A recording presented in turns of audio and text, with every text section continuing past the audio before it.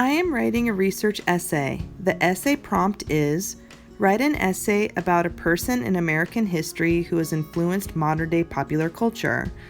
I chose to write about Duke Kahanamoku, who Surfer magazine chose as Surfer of the Century in 1999. I chose him because he introduced surfing to the world. Let's see how strategies such as creating proper in-text citations and the use of a works cited page or section can help students effectively avoid plagiarism. Our citations and works cited pages will be in MLA 8 formatting. In my research, I found 3 sources. The first is an article online with no author listed about Duke's life and background.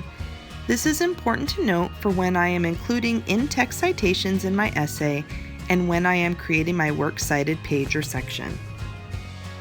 I found an article about the specifics of his swimming career. This article has authors listed. Again, this is a good thing to make note of as it will help me when I am creating my works cited section at the end of my essay, as well as when I am creating proper in-text citations. I also found a book in Google Books. Google Books has a large amount of books that are scanned. I will be able to reference actual page numbers in my in-text citations as a result. I will use these 3 sources for in-text citations as well as for my works cited section at the end of my essay. My essay will be a combination of my background knowledge about Duke as well as textual evidence from my sources. I will make sure I properly cite my sources to give credit to the authors and to avoid plagiarism. I start with my introduction. I include textual evidence from one of my sources. This text is in red. Notice there are no quotation marks. This is because I paraphrased the circled information from the book and did not use the exact text. Even though I wrote the information in my own words, meaning I paraphrased it, these are not my original ideas. I did not know this information before I read David Davis's book. Therefore, I must cite my source. Because this is a book with page numbers, I include the author's last name and the page number. I elaborate further.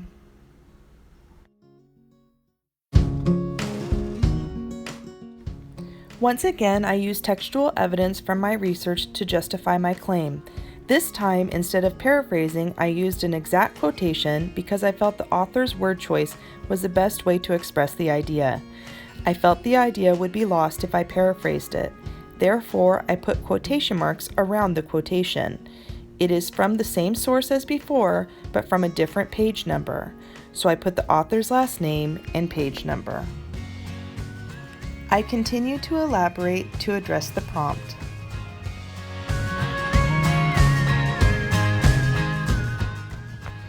I add more textual evidence in the form of paraphrasing and direct quotes from a new source, an article from the website Surfer Today called The Extraordinary Surfing Life of Duke Kahanamoku. There are no authors listed for this article. In MLA 8 formatting, when this happens, you cite the first few words of the article name.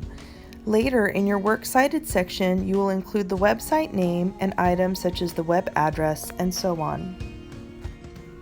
I add more elaboration as well as a direct quote from another source, an online article from Surfer called Who Did More for U.S. Olympic Swimming, Duke or Michael Phelps? This article has authors listed. There are no page numbers, so I just cite the author, Jones. I now have 2 paragraphs of my essay done. Remember that a research essay usually has at least 4 to 5 paragraphs. Check with your teacher of record to confirm their requirements. Even though this essay is not quite complete, let's skip ahead and look to see how we would construct our works cited page for my 3 sources. There are a number of tools online that can help you construct your works cited page. A great source, for example, is Citation Machine. I'm going to use Citation Machine to create my works cited page. I will start with this article from Surfer Today. First, go to citationmachine.net or search Citation Machine. Click on Create Citation. Choose MLA formatting and then Website. to copy and paste the exact title in the box. The website searches for possible matches to the source. In this case, only one article was found as a match. It is the article I used in my essay. I clicked Select. I read through the information Citation Machine was able to find. I then click on Final Step. I can add any additional information if needed. I then click Create Citation. I now have a citation that I can copy and paste into my Works Cited section or page.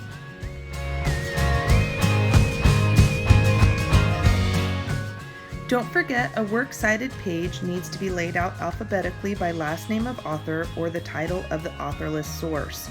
You can find out more about creating your Works Cited page and MLA formatting in your Edgenuity lessons and resources. Still have questions? Your lab teachers and your teachers of record are here to help you.